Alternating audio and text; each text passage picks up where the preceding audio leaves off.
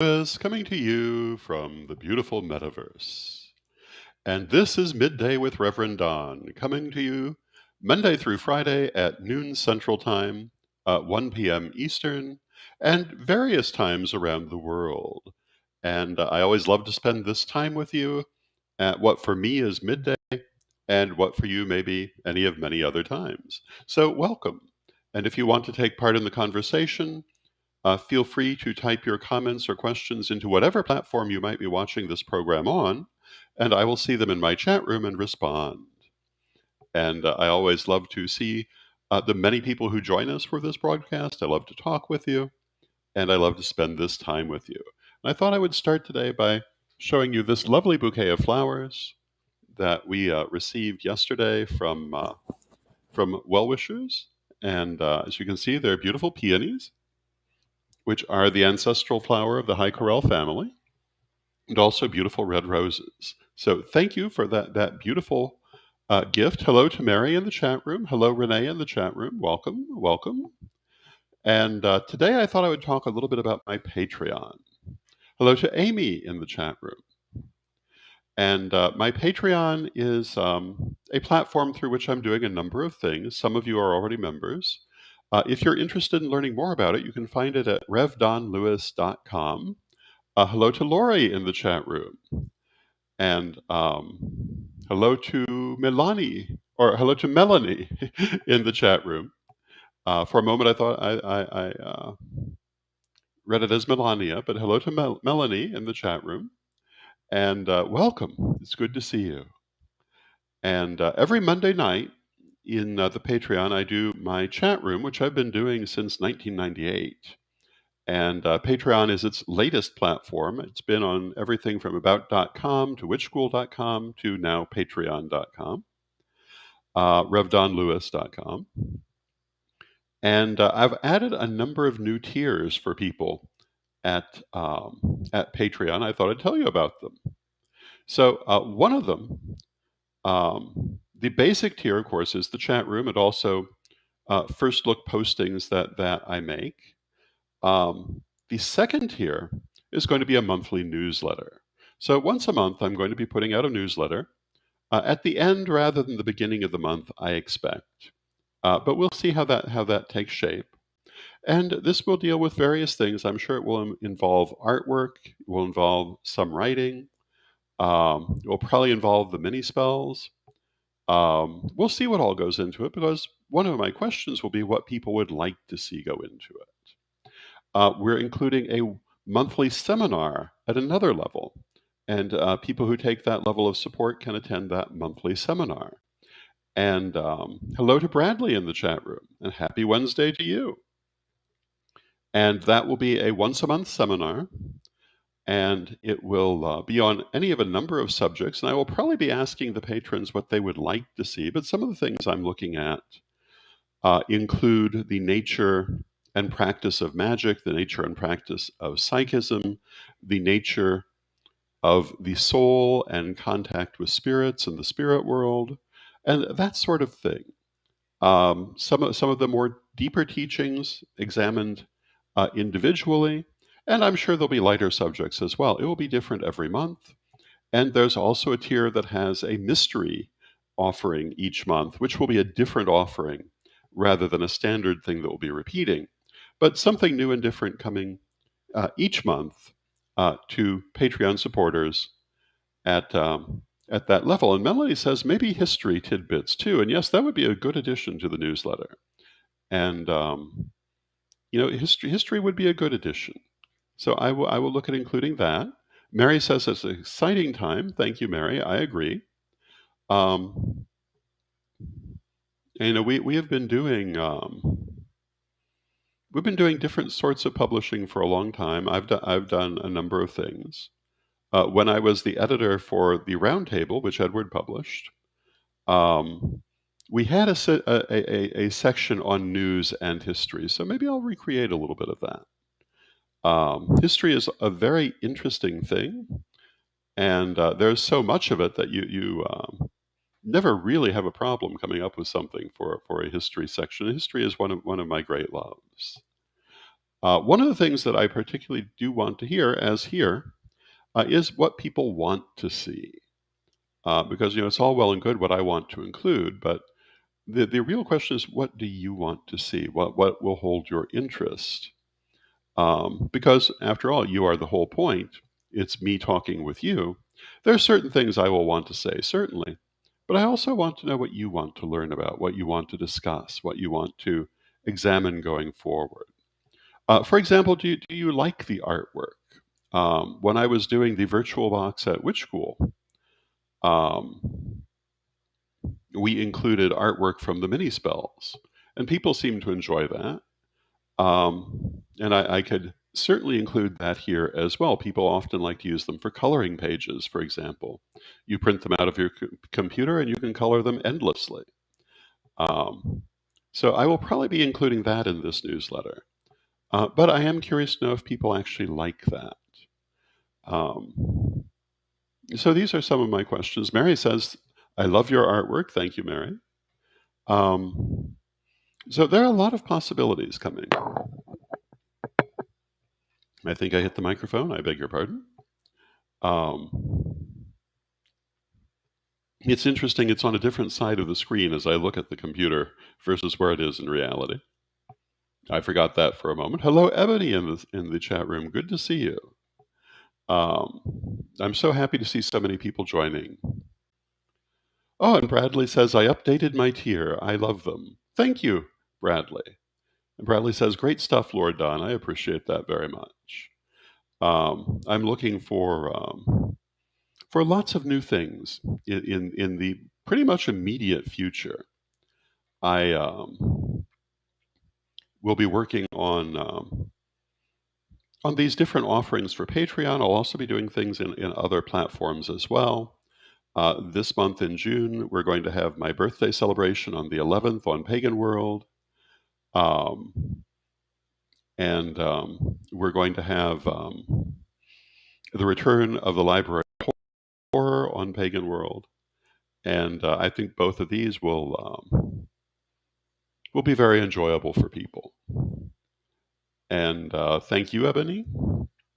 And Edward felt that those would be books for you, and I hope that you're enjoying them. And I'm glad to see that you are. We love your music and the work that you do with it. And there are so many things to do at any given time that it can be difficult to focus where to put one's attention. I've always been a believer in focusing on artwork and music and creativity, but also on writing. And with the Patreon, you see where I'm putting my focus. But this is one of the reasons why I often say I want to know what you would like to see, because it helps me to know where my energy is best spent. There are so many things going on just at present, but for the most part, things are going to be far more conducive to bringing out material in the immediate future. We have the multilingual Five Mystic Secrets coming soon. It's been slightly delayed. We went to print it, that the Greek language alphabet caused a problem. We think we have a way around that, so it's coming very soon. Those of you who've already bought one, it shouldn't be long now. I had not expected that to be a problem because I didn't think that the way that things were printed today, it should still be an issue, but I guess that it is. But we have our way around that, and I think that will be fine. So that should be coming soon. We're also looking at bringing out a number of other books in the immediate future that I think will be of great interest to people. We have a lot of projects.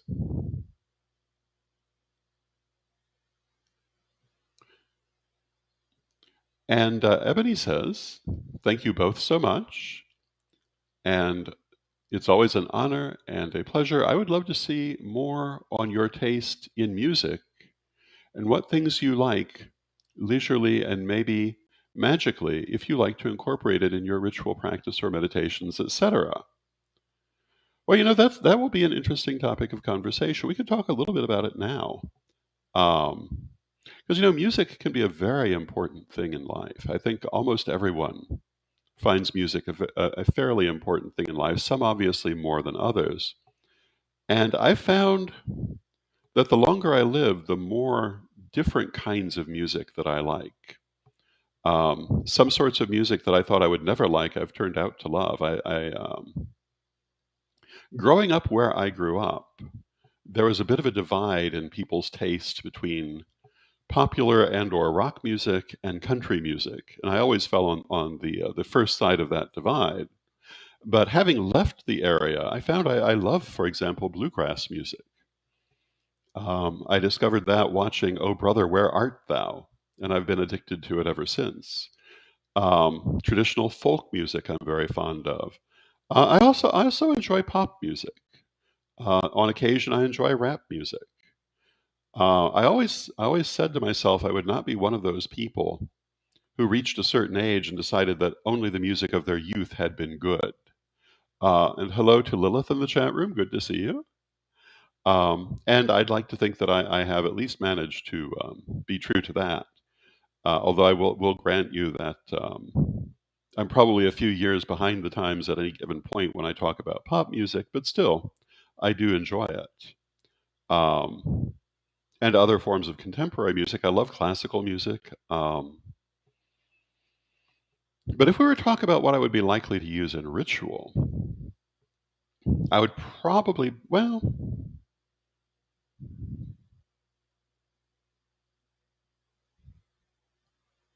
we have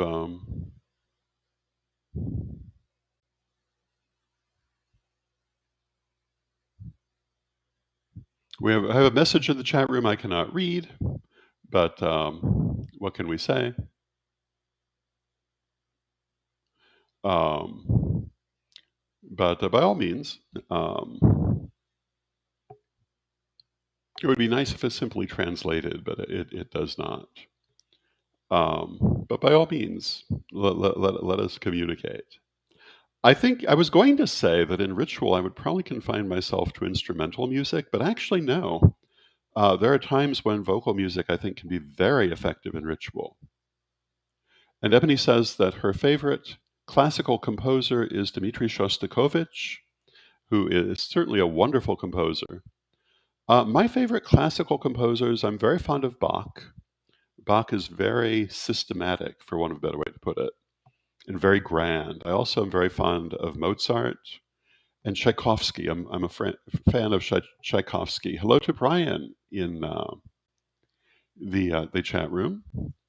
And I find Tchaikovsky, well, all of these people have interesting backstories, but I find Tchaikovsky's backstory particularly interesting, I think because of the film The Music Lovers, which I saw when I was quite young. And I find myself looking at the influences that shaped my worldview. And I have to admit, it was a major effect on me. Not necessarily a good one looking back, but it seemed that way at the time. But certainly a moving film. And of course, now there are questions about the actual death of Tchaikovsky. For 100 years and more, it was taken at face value that he died of, I believe it was cholera, as his mother had done. But now there's a question of whether or not he may have committed suicide because of a heretofore hidden scandal. And that certainly would be interesting if true. I'm not sure it benefits the world to know, but it's interesting if true. And of course, there's also the famous film Amadeus and the play it's based on, which chronicle the basically non existent rivalry between Mozart and Salieri.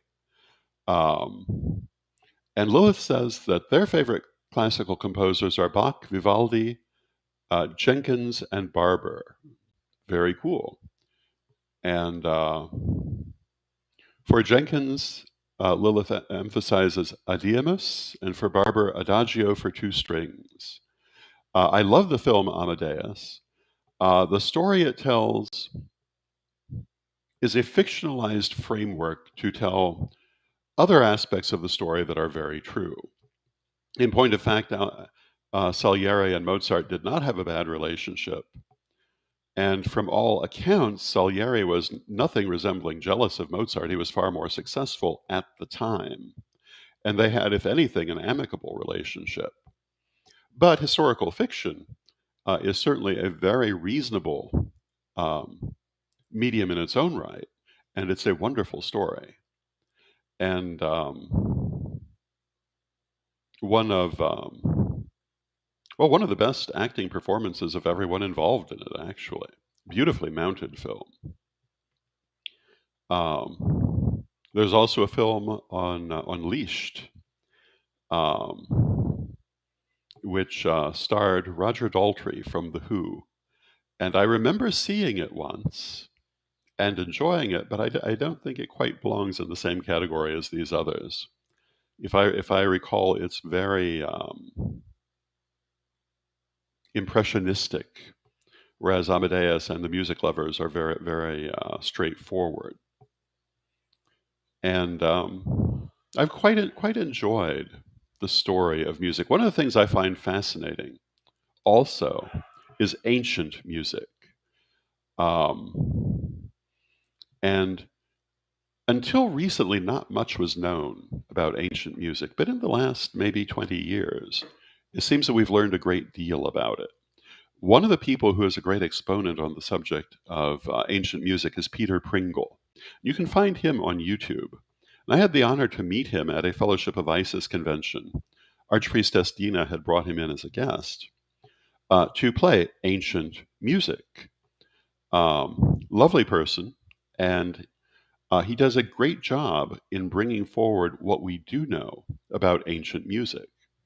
Now, ancient music is difficult to decipher, in part because until recently, ancient systems of denotation for music were not understood well, if they were even known at all. But we have a lot more knowledge of them now. So we have certain melodies preserved from the ancient world that we can be reasonably confident of, which could not have been said when I was a young man. The other thing about ancient music is that many of these languages, maybe all of them, we can only speculate how they were spoken. This is especially true of ancient Egyptian, but it's also true even of Latin um, or any language, really. For example, it's recently been found. They now believe that the accent that would have been used in Shakespeare's time, for example, when his plays were originally mounted, was drastically different than was previously thought and what most people think of when they think of Shakespearean English. Uh, Far closer to a modern American accent, in fact. But this is very new knowledge, but it shows how even with a written language where things seem pretty straightforward, understanding how it was actually pronounced is a whole other question. And Brian asks, is there a specific classical piece you would recommend for a hand fasting? Well, that's an interesting question because it brings in my personal taste. Probably my favorite individual classical piece is Handel's Sarabande. Um, in my mind, it would be good for a hand fasting, but it depends on how you're staging that hand fasting because it's a slow march. Very would be very elegant for an entry into a ceremony. Um, what else might be good for a hand fasting?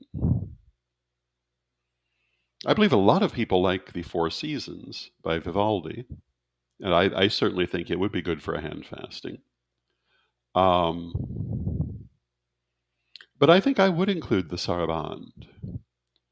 And, speaking of classical music and where we learn about it, I discovered the Sarabande from the film The Hunger, from, I believe, 1979. And it took me a while to track down what it was because I just remembered this beautiful music. Um, but when you think about the places you're exposed to music, that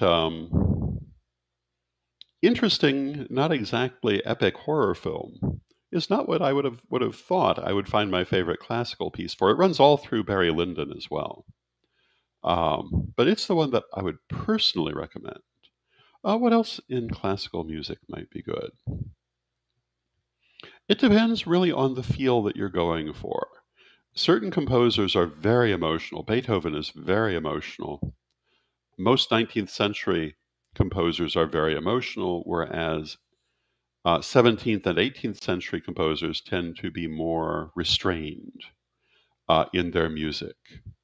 I would say don't use Mozart's Requiem because of what it is, but the music is beautiful.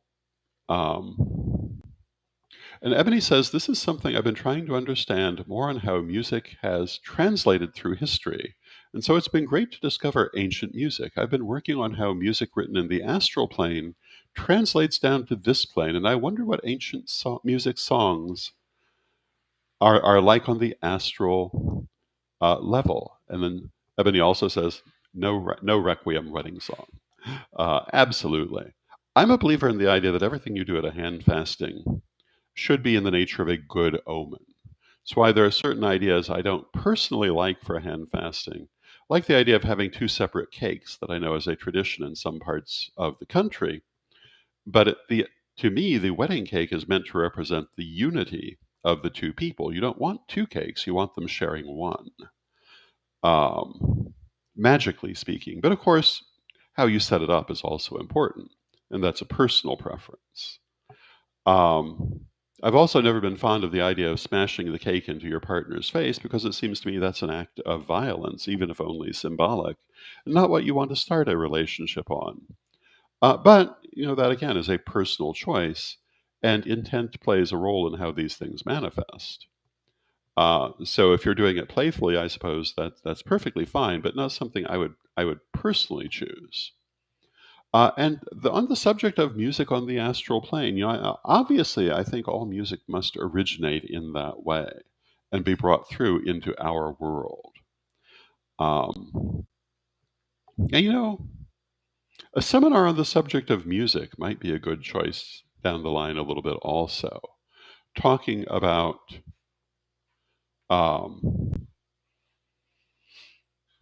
talking about the metaphysical aspects of music, because there are extensive metaphysical aspects to music, and anyone who's ever listened to music knows it will tend to make you feel a certain way. That is energetic. That speaks to the energetics of the music. And although there's not one single system, there are numerous systems speaking to how to work with that energetics. Um, the difference between high notes and low notes, for example, the difference between certain specific sounds and how they will affect you energetically. And anyone with much experience in metaphysics will have experienced how people use, for example, drumming or chiming or chanting to affect energy. And this doesn't only happen in ritual, it happens in any form of music. And in my experience, heavy percussion music very often breaks up established patterns, which is wonderful for changing your mental focus, for changing the patterns of a situation, um, for repurposing a certain area. And hello to Jim in the chat room. And Jim says, Pat Mayberry, Called by Earth and Sky, I think would be an amazing song for a hand fasting or even an ordination. Not classical, but really speaks to one's heart. And I am sure that is true. There are a lot of, there are increasingly many modern pagan songs that that do speak to the heart. I remember a time when pagan music mostly followed what was called filk music. And I love filk music. Filk music has the benefit, or had the benefit, of being able to be sung by almost anyone. Um, so if you were going to sing a filk song, you did not have to have a good voice to sing it. You just had to be willing to take the chance. And I think that was a wonderful quality of that music. But pagan music has now expanded into all genres. And of course, I can point out our own Sir Ebony, Sir ELN. I can point out Cloud the Pagan Rapper, who has some wonderful songs. Um, and there are many other pagan artists today who are working with very mainstream genres of music, which I think has been a wonderful expansion. And I would love to see um, a little bit more pagan classical style music, along with all these others. I think we should be doing everything. I think that music is a delight to the soul and a great expression of spirituality, and I commend all of our pagan musical artists for the wonderful work they're doing. And so I think that a seminar down the line on music and metaphysics would actually be a good thing to add to my schedule of seminars. And so I'm going to close out our half hour as I began talking about my Patreon. If you'd like to join my Patreon, you can find it at revdonlewis.com. Um, and Ebony says, I'm so glad you've said this because that's a big part of what I want to do in the next album I write. I'm glad to hear that, Ebony. I think you'll do a wonderful job as you always do. I'm looking forward to that. So I've added new tiers to my Patreon. So there is the weekly chat room, the monthly newsletter, the monthly seminar, the monthly mystery offering, and the monthly consultation, all at different levels of support. I want to thank everyone who's joined my Patreon. I really appreciate your support, and going forward in life, I really need this support to be able to continue to do the things I do. And I'm grateful that you are helping me to do that. Um, I'm sure that there would always be some way found to continue the work, but I'm glad that you are helping me. And I'm glad to have you with me on this journey. And I love spending this time with you every day. And so if you'd like to join the Patreon and offer support in that way, you can find it at revdonlewis.com. And of course, you can find me here every day at noon Central, 1 p.m. Eastern, and various times around the world on this broadcast every weekday. And with that, let us close with our prayer as we do each day. And Divine Mother Goddess, Divine Father God, beloved ancestors, we thank you for this time we spend together each day. We thank you for the bonds of love that hold us together and carry us forward.